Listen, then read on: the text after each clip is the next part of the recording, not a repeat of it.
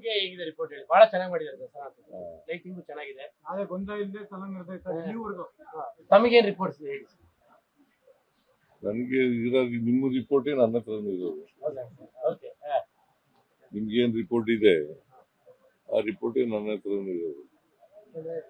ದಸರಾ ಈ ಸಾರಿ ಜಾಸ್ತಿ ವಿಸಿಟರ್ಸ್ ಬರ್ತಾರೆ. ನಂಬರ್ 1 ಲೈಟಿಂಗು ಬಹಳ ಚೆನ್ನಾಗಾಗಿದೆ. ನಂಬರ್ 2 ಈ ಸಾರಿ ಏರ್ ಶೋ ಕೂಡ ಚೆನ್ನಾಗಾಗಿದೆ. ಇವತ್ತು ಇತ್ತಲ್ಲ, ಆಮೇಲೆ ಡ್ರೋನ್ ಶೋ ಅದು ಚೆನ್ನಾಗಿದೆ. ಸೊ ನೀವೆಲ್ಲ ಖುಷಿಯಾಗಿದ್ರೆ ನಾವು ಖುಷಿನೇ. ಅಲ್ಲ, ನಿಮ್ಮ ಅವಧಿಯಲ್ಲಿ ನಡೆದ ಬಹಳ ಅದ್ದೂರಿ ದಸರಾ ಅನ್ನಿಸ್ತಾ ಇದೆ. ಬಹಳ ಜೋರಾಗಿದೆ. ಫ್ರೀ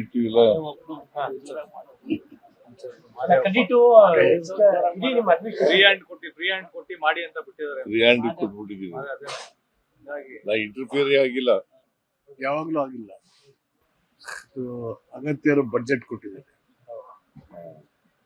ಏನಾದ್ರು ಮಾರ್ಪಾಡಿಗೆ ಏನಾದ್ರು ಸಲಹೆ ನಿಜವ? ಯಾಕಂದ್ರೆ ಜನ ಈ ಸತಿ ಜನರ ಹಬ್ಬ ಆಗ್ಬೇಕು, ಜನ ಖುಷಿಯಿಂದ ಇರ್ಬೇಕು, ಜನರು ಖುಷಿಯಿಂದ ಪಾರ್ಟಿಸಿಪೇಟ್ ಮಾಡಬೇಕು. ಅದೇ ದಸರಾ. ಈ ಸಾಂಸ್ಕೃತಿಕ ಹಬ್ಬ ಇದು.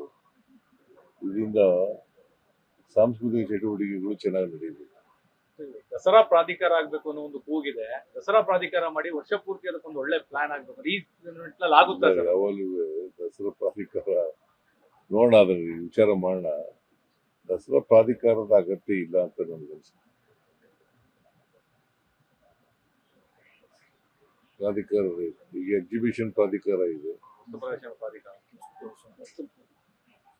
ಚಾಮುಂಡಿ ಪ್ರಾಧಿಕಾರ ಮಾಡಿದೆ, ಚಾಮುಂಡಿ ಪ್ರಾಧಿಕಾರ ಇದೆ. ದಸರಾ ಇಂಡಿಪೆಂಡೆಂಟ್ ನನ್ನ ಪ್ರಕಾರ ವೈಯಕ್ತಿಕವಾಗಿ ಅಗತ್ಯ ಇಲ್ಲ ಅಂತ ಅನ್ಸುತ್ತೆ.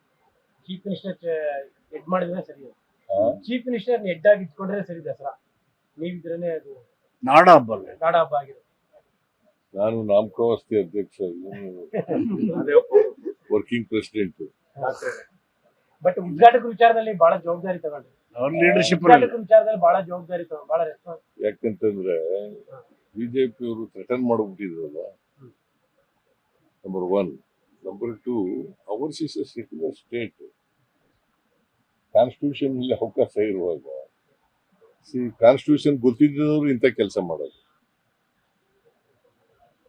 ಯಾರಿಗೆ ಕಾನ್ಸ್ಟಿಟ್ಯೂಷನ್ ಗೊತ್ತಿಲ್ವೋ ಅವರು ಈ ತರದ ಕೆಲಸ ಎಲ್ಲ ಮಾಡೋದು. ಮತ್ತೆ ರಾಜಕೀಯವಾಗಿ ಮಾಡಕ್ ಹೋಗ್ಬಾರ್ದು. ಯಾವಾಗಲೂ ರಾಜಕೀಯದಿಂದ ನಮ್ಗೆ ಅನುಕೂಲ ಆಗ್ತದೆ, ಈಗ ಮಾಡೋದ್ರಿಂದ ಅನುಕೂಲ ಆಗ್ತದೆ ಅಂತ ಆ ತರ ಯೋಚನೆ ಮಾಡ್ತಾರೆ. ಬಟ್ ಫಸ್ಟ್ ಟೈಮ್ ಆ ತರ ಒಂದು ವಿಚಾರದಲ್ಲಿ ದೊಡ್ಡ ಮಟ್ಟ ವಿವಾದ ಆಗ್ತದೆ. Risk ಅನ್ಸ್ಬಿಡುತ್ತೆ.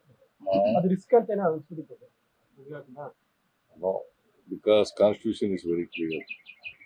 That is why supreme court ವರ್ಗು ಹೋದ್ರು ಕೂಡ ಸುಪ್ರೀಂ ಕೋರ್ಟ್ನವರು ಸೀಮಾರೆ ಆಗ್ತದೆ ಅವರಿಗೆ.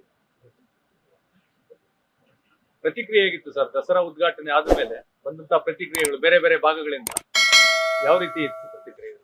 ಜನರು ಖುಷಿಯಾಗಿರೋದೇ ಪ್ರತಿಕ್ರಿಯೆ. ಜನ ದಸರಾ ಇರಿಸಿ ವರ್ಷಕ್ಕೊಂದ್ಸಾರಿ ನಡೆಯೋದು. ಮೈಸೂರಿನಲ್ಲಿ ಬಹಳ ಪ್ರಮುಖವಾದಂತ ಹಬ್ಬ, ನಾಡ ಹಬ್ಬ ಇದೆ.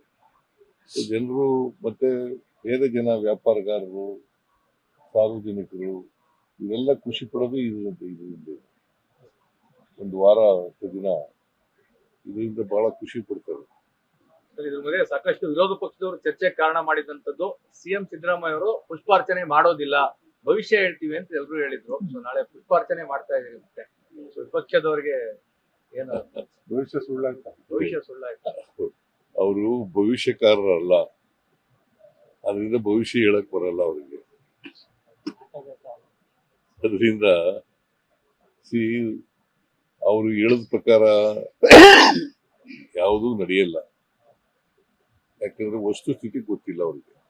ಅಲ್ಲ, ಬಟ್ ಅವ್ರಿಗೆ ಆಲ್ರೆಡಿ ನವೆಂಬರ್ ಶುರು ಮಾಡಿದ್ದಾರೆ. ನವೆಂಬರ್ ಕ್ರಾಂತಿ, ನವೆಂಬರ್ ಬದಲಾಗ್ತದೆ. ಶಿವರಾಮೇಗೌಡರು ಹೇಳಿದ್ದಾರೆ ಸರ್. ಶಿವರಾಮೇಗೌಡ ಸಮೇತ ಎಲ್ಲರೂ ಕೂಡ ಡಿ.ಕೆ. ಶಿವಕುಮಾರ್ ಸಿಎಂ ಆಗ್ತಾರೆ ಅಂತ ಹೇಳಿ ಶಿವರಾಮೇಗೌಡರು ಹೇಳಿದ್ದಾರೆ ಸರ್. ಅದನ್ನ ಹೇಳ್ತಾ ಇರ್ತಾರೆ.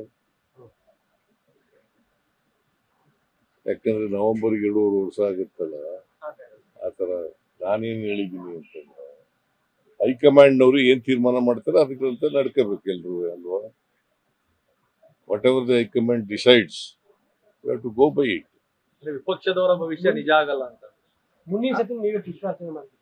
ಮುಂದಿನ ಸತಿ ನೀವೇ ಪುಷ್ಪಾರ್ಚನೆ ಯಾಕೆ ಮಾಡಬಾರ್ದು? ಮಾಡಿ. ನಾವ್ ಮಾಡ್ತೀರಾ ಅಂತ ಕೇಳಿದ್ರು.